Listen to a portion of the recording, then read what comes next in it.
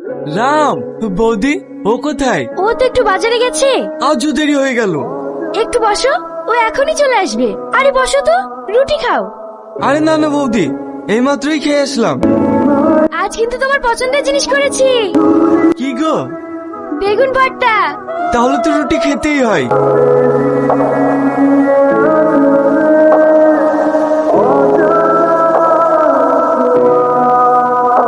শালা এসে খেতে বসে পড়েছে। তোর খাচ্ছি নাকি?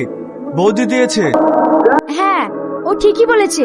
আমার ভাইকে বেশি কথা বলতে এসো না। কই আমার খাবারটা দাও। আরেকটা দিই। না না। কাল তো হোলি, মাংসের কথা কাউকে বলেছো?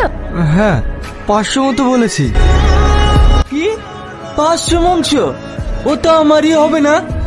বেশি করে মাংস নিবি? লে তোর হলে হয়ে যাবে। শালা পেটুক